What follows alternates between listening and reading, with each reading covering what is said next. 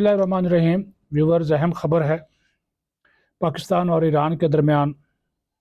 सफारती ताल्लुकात की बहाली पर मुकम्मल इत्तफाक हो गया।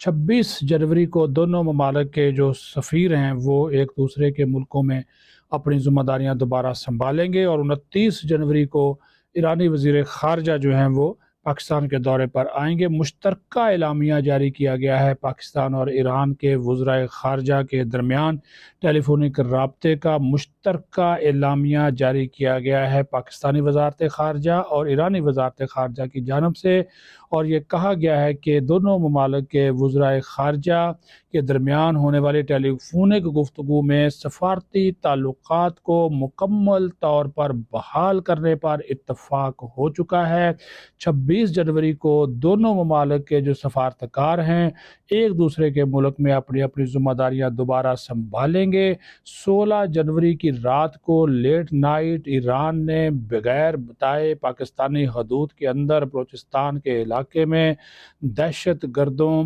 की मौजूदगी को बहाना और जवाज़ बनाकर हमला किया था। 2 मासूम बच्चे शहीद हो गए थे, कुछ अफराद ज़ख्मी हुए थे, जिसका फिर पाकिस्तान ने अपनी फ़ज़ाई हदूद, अपनी जोग्राफियाई सरहदों का खिलाफ वर्जी करने पर, सरहदों की खिलाफ वर्जी करने पर, इश्ताल अंगेज़ी पर और जारियत पर मुँह तोड़ जवाब 18 जनवरी को दिया था। और पाकिस्तान ने 7 से ज़्यादा जो इंतहाई मतलूब दहशत गर्द थे बलूचिस्तान लिबरेशन आर्मी और बलूचिस्तान लिबरेशन फ्रंट के, उनको जो था वो हलाक किया था। आज उन दहशत गर्दों के हवाले से पाकिस्तान ने तमाम तर तफसीलात जो हैं वो ईरान के साथ शेयर भी की हैं, पाकिस्तानी मीडिया के ऊपर भी वो आ चुकी हैं, और उसमें ये वाज़ेह तौर पर देखा जा सकता है कि किस तरह जो था वो ये दहशत गर्द ईरान के इलाके में, सिस्तान का इलाका, वहाँ पे खुफिया ठिकाने बनाकर रह रहे थे और ईरानी सरजमीन पाकिस्तान के ख़िलाफ़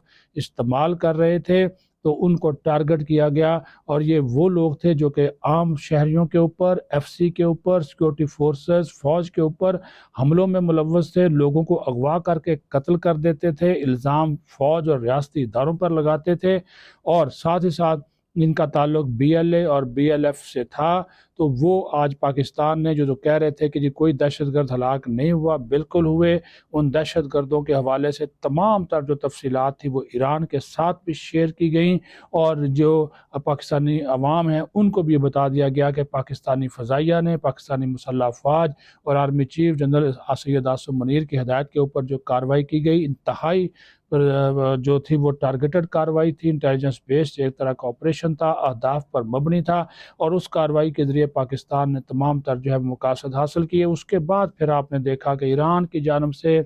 जब पाकिस्तान ने तमाम तर सबूत और शवाहिद उनको बता दिए, तो फिर ईरान ने ख़ुद पेशकश की कि हम जो है वो पाकिस्तान के साथ सफारती ताल्लुकात बहाल करना चाहते हैं, क्योंकि इस स्ट्राइक के बाद अगले ही दिन पाकिस्तान ने यानी कि 17 जनवरी को अपने सफारती ताल्लुकात ईरान के साथ मनसूख कर दिए थे, मुअत्तल कर दिए थे, सफ़ीर को वापस बुला लिया था, और फिर 18 को पाकिस्तान ने जवाब दिया। और उसके बाद फिर कौमी सलामती कमेटी और वफाकी काबीना के इजलास में ईरान की उस पेशकश को रखा गया जिसमें ईरान ने सफ़ीर वापस भेजने, अपने वज़ीर ख़ारजा को पाकिस्तान भेजने की बात की थी। फिर पाकिस्तान ने भी इसका जो है वो बेहतर और मौसर और मुस्बत जवाब दिया और कहा कि ईरान के साथ कशीदगी नहीं चाहते। हालांकि भारत ने इस मामले को जिस तरह उछाला, जिस तरह भारत ने इसके ऊपर प्रोपगंडा किया, गलीज़ और घटिया मुहिम चलाई, वो सबके सामने है। लेकिन पाकिस्तान ने हम ज़िम्मेदारी का मुज़ाहरा करते हुए इस तमाम तर सूरत हाल के बावजूद जो था वो एहतियात का, सब्र तहम्मुल का दामन नहीं छोड़ा, और एक चीज़ वाज़ेह कर दी गई कि जो भी पाकिस्तानी फ़ज़ाई हदूद की सरहदों की खिलाफ वर्जी करेगा उसको इसी तरह का जो है वो जवाब दिया जाएगा। तो ये पाकिस्तान ने एक वाज़ेह दो टोक मौसर जवाबी कार्रवाई की है, और जवाबी कार्रवाई की थी जिसका जो ईरान की जानब से फिर जो रद्द अमल आया, उसके नतीजे में फिर दोनों ममालिक के वज़राए ख़ारजा का राब्ता होना और ईरान की जानब से ताल्लुकात की बहाली की पेशकश, फिर उसका भी पाकिस्तान ने मुस्बत जो है वो जवाब दिया है। लेकिन दहशत गर्दी की लानत के ख़ात्मे के हवाले से कोई कंप्रोमाइज़ नहीं है। आज भी ज़ोब के इलाके संबाजा में दहशत गर्दों के ख़िलाफ़ एक इंटेलिजेंस बेस्ड ऑपरेशन किया गया है, और उसमें भी जो है वो 7 दहशत गर्द जो है वो मारे गए हैं। वो भी सिक्योरिटी फोर्सेस के ऊपर हमलों में मुलव्वस थे, उनसे भारी मिकदार में असला और गोला बारूद जो है وہ ان سے جو ہے وہ برآمد ہوا ہے، اور اس کا صاف مقصد یہ ہے کہ جو ایسی فورسز ہیں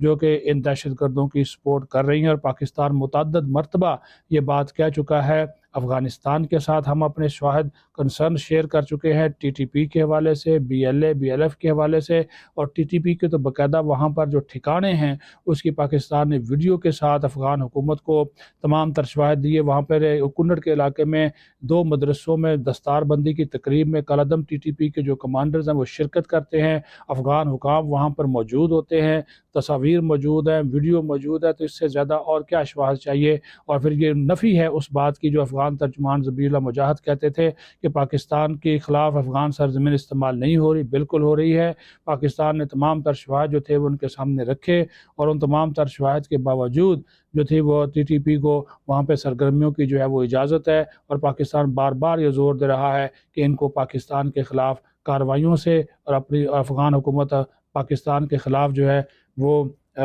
اپنی سرزمین استعمال نہ ہونے دے، لیکن افغان حکومت تو الٹا یہ کرنے کے بجائے ایسے جو ٹی ٹی پی کے لوگ ہیں ان کی صورت کاری کر رہی ہے، جس کے واضح شواہد ناقابل تردید ہے۔ لیکن پاکستان کا عزم ہے کہ دہشت گردی کی لعنت کے خاتمے کے لیے کوئی کمپرومائز نہیں ہوگا، کوئی سمجھوتا نہیں ہوگا، اور جہاں بھی پاکستان کے مفادات کو خطرہ ہوگا تو پھر پاکستان تمام تر اقدامات اپنے مفادات کے لیے، بنیادی اسٹریٹجک مفادات کے تحفظ کے لیے اٹھائے گا۔